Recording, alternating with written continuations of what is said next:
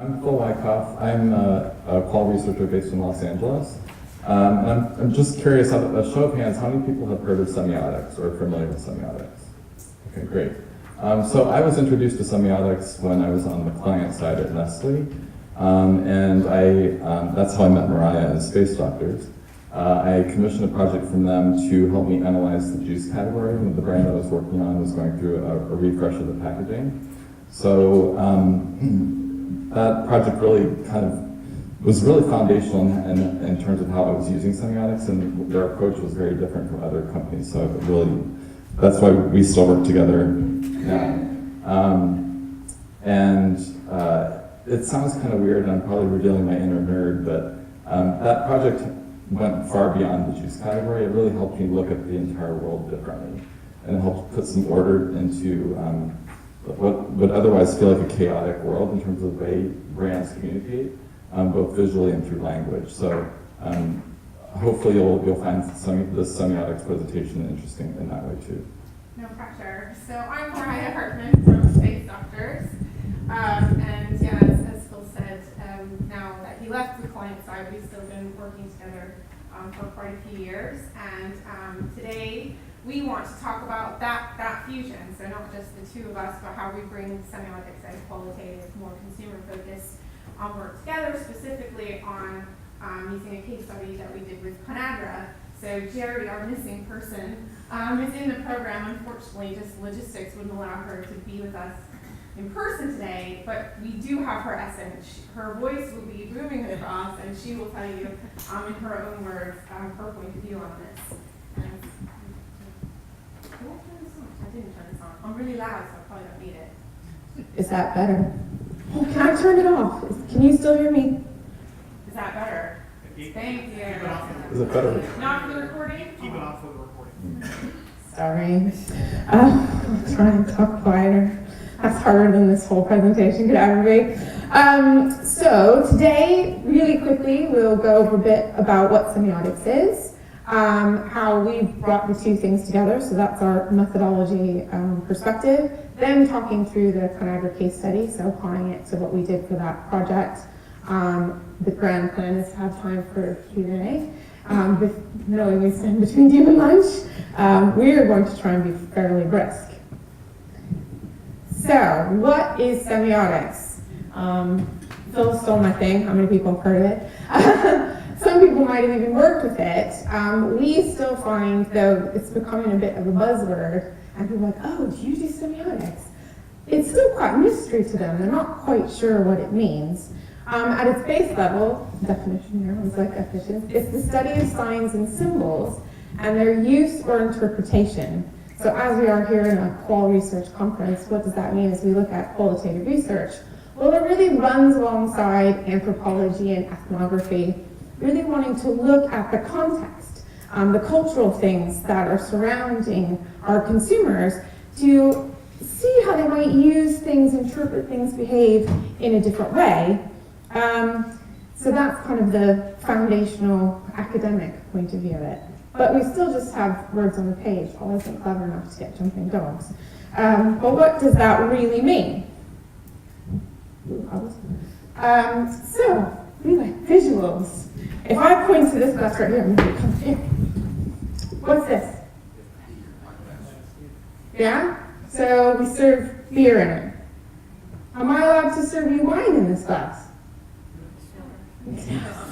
Some sure. Yay, open people. But not really, right? How do we know that?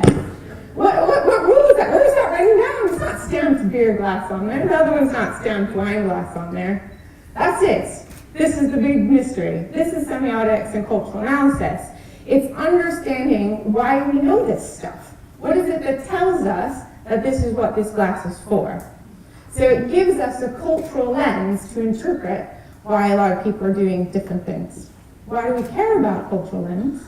I like to ask lots of questions. Why should we think about that and not just immediately walk to a consumer and ask them a very direct question? I'm stealing someone else's quote. So Helen Edwards recently said in Marketing Week magazine, making a study of consumers without reference to culture is like making a study of fish without reference to the sea. It can be done, but it misses the bigger point, the swirling currents and warm streams that buffet and nourish contemporary lives. So we believe, and thankfully Phil thought it was a good idea as well, that it's, this culture, these streams, that are the place we need to start. Because then, once we understand those and the way they're moving, we can have a much more meaningful conversation with the consumers. What fish? So, frameworks. Everyone's had a framework. We have one that we're going to talk about that I didn't realize we've animated. So there are a lot of different things. Semiotics does come from academics, so there's quite a few different frameworks that can be used. One that we felt was important to just give a little bit of understanding today was what we call the residual dominant and emergent trajectory.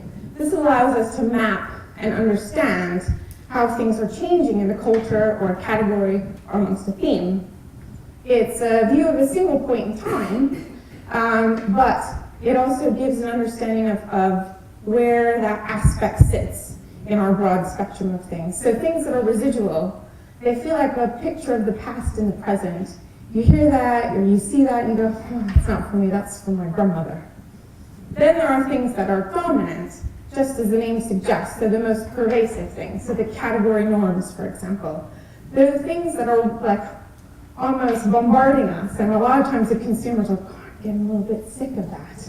And what we're waiting for is the emergent. And that's a picture of the future in the present. So often it's a response to the dominant. What are these things that we're just tired of? Let's switch it, let's put it on its head. And for this particular project, and for a lot of our things, this is where we end up putting most of our focus, because we want to get ahead of what everybody else is doing. We want to anticipate the changes that will be coming along. And cultural gives us those cues. Dove, famous now, was really good at that with the Real Beauty campaign. They saw that we were sick and tired of the single ideal, and they wanted something bigger. That came from looking at the cultural context. So it gives us new things. All right, so semioqual, if you haven't guessed by now, is the combination of semiotics and qualitative research. So semiotics can really benefit qualitative research in a number of ways. The first being that it can help brand teams or marketing teams kind of get unstuck and get out of their myopic view of their day-to-day business. So like a lot of times, they're expert in their category running the day-to-day business, but they have blinders on to the culture around them. So it can really help them get unstuck, change the conversation, have structured conversations with consumers in qualitative research.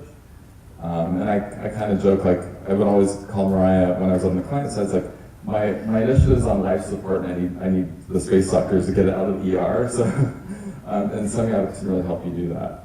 The second area is leveraging these emergent codes, these emergent communication codes, to help develop more interesting stimuli that you can use in focus group discussions, essentially. So things that can be more provocative with consumers and really take the conversation in places that wouldn't normally go. And then lastly is, I find it really helpful with positioning in particular. So whether it's positioning a new product or repositioning a current brand, it's really helpful to serve as input to that as well. So just a few examples. Also with the projects that we've worked on, sometimes I might be doing a really qualitative focused project where I think that it could benefit from a little bit of semiotic input. Or that it's 50-50, or maybe it's vice versa. So it's a really flexible tool in terms of how it's used.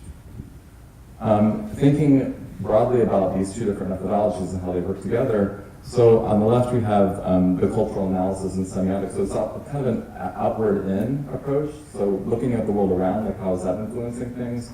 And on the right we have traditional qual. So for qualitative researchers, we're always trying to figure out what are people thinking and what makes them tick. So it's a combination of those two.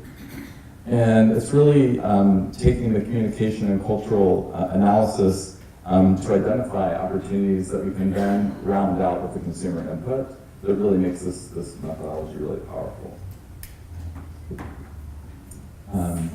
That brings us to our case study. So Conagra, if I say the word Conagra, well, no, I'm cheating because the brand's up there. One of the things Jerry always says is, everybody knows Conagra and nobody knows who Conagra is, because all of their brands are very pervasive in our grocery stores around the US. They identified a few things that they felt were very important for the business. And one of their things was they had a desire to get a more foundational, fundamental point of view on realness cues in food.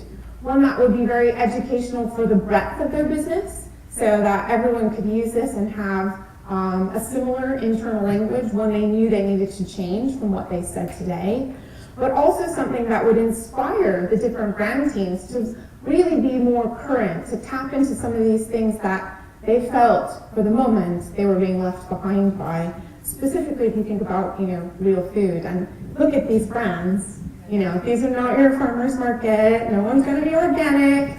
They're the center of the store. They've been around since the 70s, the height of yay packaged food. So they hadn't even thought about it. They certainly weren't current, and possibly didn't even understand the importance that realness cues in food might have to them, their brand, and how they could connect with their consumers better. So we needed this understanding of real food at a high level, the things that were going to be the big drivers that we need to be thinking about all the time. And we needed to have something that would inspire specific communications. And that kind of led us to go, actually, combining our two approaches would be a really great way to answer this question for Conagra. So, the process. Very briefly, because we'll talk a little bit about some of the different stages. So we started with the semiotic analysis. We want to look at the sea first before we go talk to the fish. And within this, we had two things that we were trying to understand. The broadest cultural landscape. So what's our big picture? Something that can give us a single point of view to look at things through. And what are the emergent expressions? So where is it going? What's the future looking like? And we used our Live Semiotics app symbol to help gather that information. Specifically in this instance, because we wanted to make sure that even though we're not talking specifically to consumers, we're looking at culture, and culture in the US is very different in different regions. So that let us cover the cultural inputs across the US a bit better.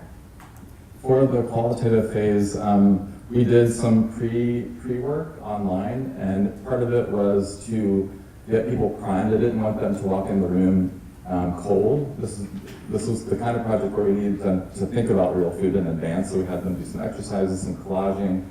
And it was also used for, I'm going to steal Holly and Joanna's term, for casting. I love that term. Just to make sure that we had the best people in the room. And it was more of an intimate setting, so there were only 4 people in each group, and that led for more, I guess, organic conversations. And it was a combination of using just traditional qual without the semiotic input, as well as having the semiotic stimulus as well. And then we've got 2 interesting pieces of information that fed upon each other, but we need to really bring them back together. So that was the synthesis and recommendation phase. As everyone who's recorded here, it's great. People don't just provide raw data, but what does it mean and what are we supposed to do with it? So we evolved this original big picture and codes, the emergent expressions we developed with the semiotics, and we created new vocabulary cards, and we'll show you an example, to bring into a workshop. And this was a really important final phase, an activation session, a time that everyone got in the room for a whole day, away from everything else you do in your job, to make sure that we were really immersing in the findings and the learnings, the key things they needed to take forward, and also immediately working with it and applying it to their specific grant questions. So, step 1, the semiotic map. This is another of our frameworks. After we do all of the work and we're looking at all of the different things that are happening in culture, and there will be some big key drivers that are happening. In this one, for example, how obesity is changing, how we are thinking about it, how it's being communicated, the things that underlie what we understand as our assumptions around it. Or things like the rise of food as a hobby. Where are people spending their time? So these kinds of things all, help to form this big picture and uncover some key tensions that we could see happening in the culture at large. And it's these tensions that we bring together to form our semiotic map. They give us some oppositions that help us be able to kind of bucket things in quadrants. We have 4 quadrants here. And then we can kind of see where we are positioned, where the emergent expressions are happening, where different brands are, so we can really visualize the landscape in one place. For this, we're just going to talk about one quadrant, the stimulate quadrant. So this is where food as experience comes together with things that are really inventive versus things that are kind of rooted and more traditional. So it's about the whole flavor experience. It feels real because I'm immersed inside it, so I'm tapping my microphone. So that realness isn't necessarily something that's on the label, but something that I experience through the way I feel, the way I'm kind of stimulated by eating this food, and maybe sometimes even intensity. So this was our first start point, the big picture. Then we went to the emergent expressions, so trying to get down a level in terms of within this world of stimulation, how are things changing?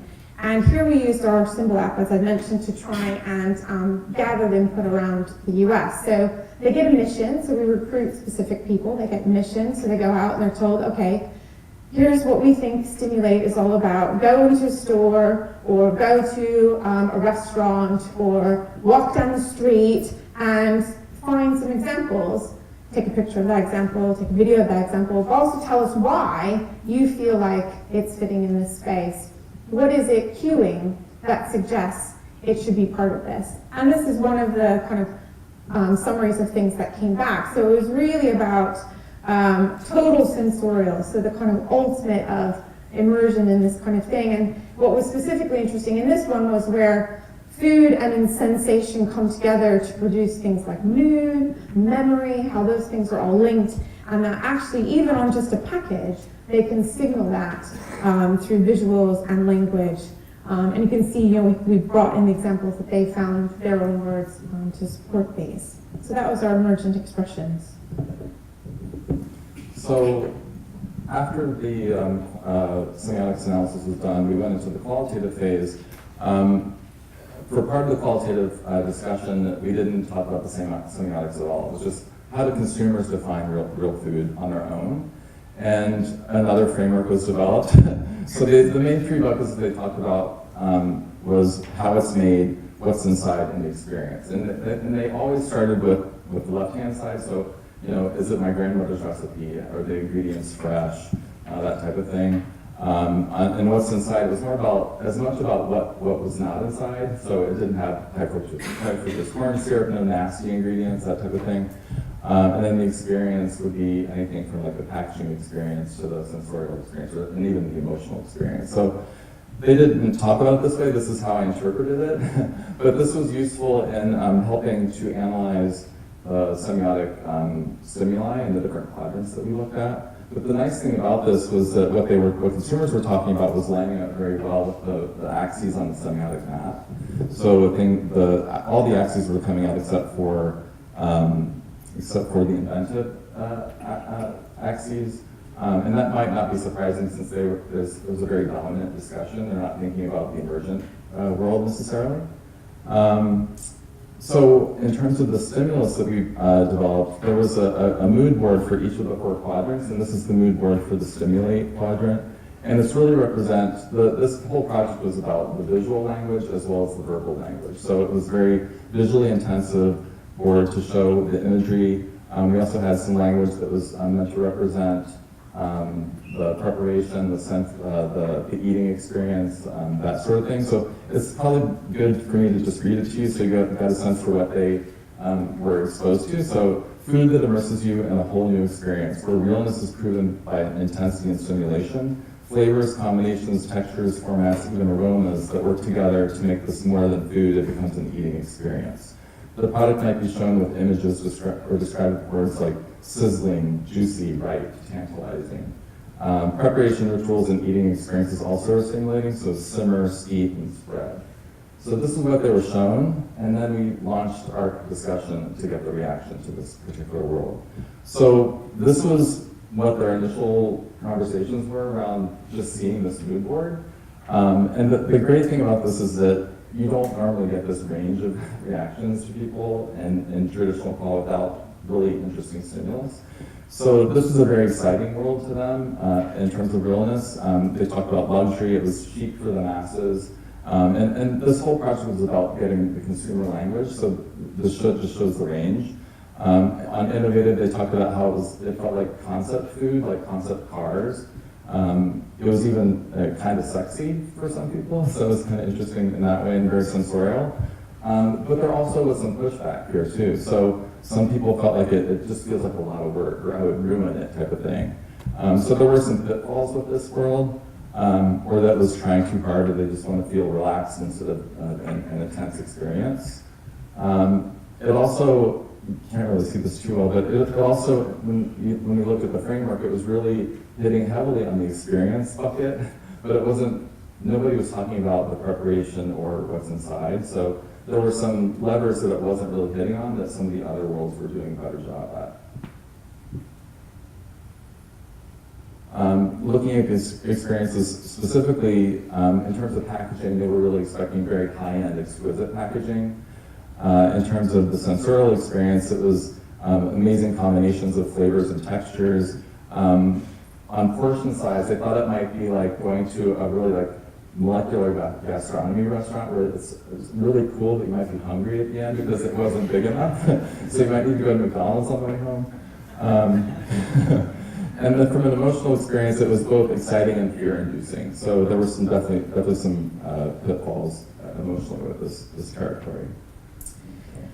So we're getting now to the synthesis and recommendation phase, all of which we did with a view to going into this workshop. So as I said, we wanted to bring these things together and evolve our starting point to feel like that our recommendations were really a coalition of all of the things that we had learned. So first we started with evolving the different quadrants in the map. And we chose to do that through a video.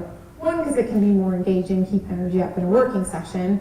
But two, it was, as we said, the imagery was really rich, and we wanted to make sure that, the richness of that and the movement of that was brought in, and the voice of the consumer would hopefully be actually represented in the room. So that's why we created this video. Real food can be communicated by a stimulating experience. The food's flavors, combinations, textures, formats, even aromas immerse you in a whole new eating adventure. It just gives you like a power of flavor. It feels gourmet to me. Certain foods and ingredients can heighten the senses. That special touch that elevates everyday recipes. It makes my taste buds soar. These are foods that inspire and empower me to be a more creative cook. As Stimulate evolves, we see the senses being dramatized and heightened through packaging, stories, and products. Sometimes this is because things are kept so simple and pared back that individual flavors are allowed to shine. And other times, it's through playing out the full multi-sensorial experience that real food can give us.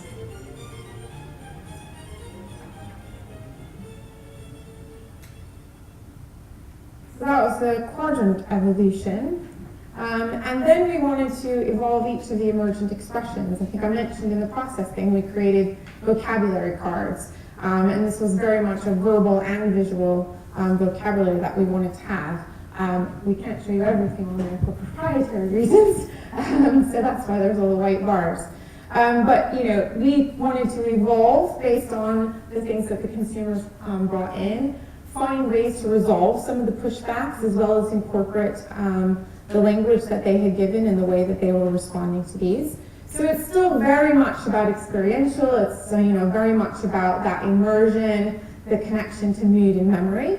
But we kind of tried to tweak some of the other things to respond to those, and also to make it useful at that, inspiring from the brand level up perspective. We broke it out in these three ways. So visual cues, storytelling, which was a great place to wrap in some of that consumer language, and products using this code. And that product piece also helped us then not just address some of the communications they might have, but even on the innovation side. So for example, on visual cues, you can see here, one of these was, around kind of color, but being that, using color to set the tone, almost feeling like it's the mood of the food. So warm and earthy, something that you feel like you could sink into was an important aspect. If we think about storytelling, an opportunity to have pleasure and desire and gratification be something that's positive. But also maybe thinking about appetite and that you are allowed to desire some of these things. So that was quite an important thing to start to bring into the storytelling. And then from a product experience point of view, this is where we definitely wanted to try and address some of those pushbacks. So thinking about how the product can back up the story and maybe not feel like it's just a snack or I'm going to be hungry. It's about sensorialness, so about chunkiness and texture, things that are satiating rather than things that tend to be more of a carb overload. Or using hot and cold combined into one product to help deliver that experience. Or even from like a snacking standpoint versus a meal standpoint, this felt like a much richer territory for snacking, where it's not so much of a risk. I'm not afraid of the how if it's 3 months. Yeah. And then in terms of kind of the format, as this was going to be used by, you saw the 12, 15, 20 brands, we made it as an interactive deck so people could jump in and out in the place that made sense for them rather than having to go through a whole bunch of things. So that then brings us to the workshop itself. So this was our session. We ran 2 one-day sessions, one in Chicago, one in Omaha, to be able to address the kind of multitude of different brand teams. And this was a place where actually several different things were coming together. So we were one piece of a larger initiative. So we wanted to spend some time really allowing them to be immersed in the different learnings. Having too many things coming to them all at once could be very confusing, especially from a report point of view. So having that happen in this session, and then breaking them out into the groups that were their brand team groups. So they could immediately start applying some of the things that they learned. And we led that discussion a little bit, but we also made sure that they brought some of their brand questions so they could immediately start addressing some of the things that were very important for them. Our main objective was just to make sure that they walked away with a different point of view, thinking about these things differently, and immediately starting to do something about it. So sorry we're now over time, but that's because we started late. It's not our fault. So as we promised, we were going to bring Jerry in the room. So here in her own words is Jerry describing the experience.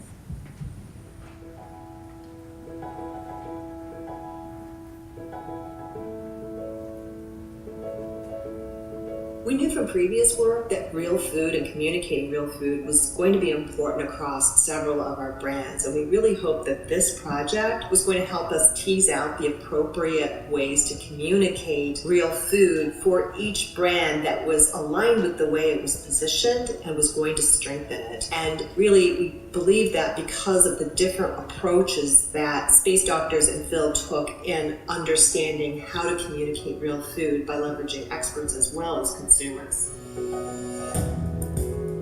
The learnings from this project really created a cultural shift within ConAgra. First of all, it gave everyone a common language to use when discussing real food. I think we all had our own personal views of what real food meant, and it was probably focused mostly on things like farmers markets and visuals of farms. But it really also got the teams thinking outside of the narrow definition of what real food could mean for their brands and provided a lot of inspiration. In one specific case, the brand team hadn't been thinking about real food for their target consumer at all because this was a very price-sensitive consumer, and so they really were thinking that what she cared about was price. And this research really uncovered the fact that everybody is interested in real food, and while a target consumer may have other situational factors that they have to deal with, like price, there are ways to communicate real food to these consumers in a way that is very compelling. The output of these learnings were really fantastic in socializing the learnings. And senior management actually carried around bound copies of the semiotic maps and the consumer frameworks. And they would pull these out and use them in meetings to help them evaluate and give feedback on the marketing communication work that the teams were bringing to them.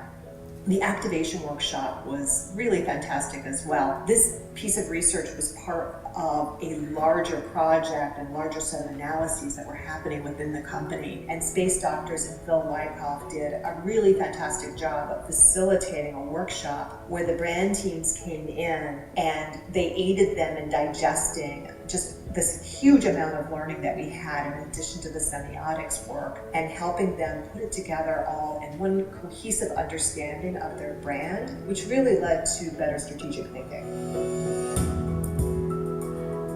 This work had immediate impact within our teams. It really led to improved strategic positionings, better conversations, and really delving more into what reasons to believe do we have that we can leverage to communicate real food. And most immediately, the outcome of the workshop was used by our frozen businesses because they were right in the middle of packaging and advertising work, and they used the semiotics learnings to brief their agencies in a way that was very relevant and meaningful to the agencies, and I believe led to better packaging and advertising.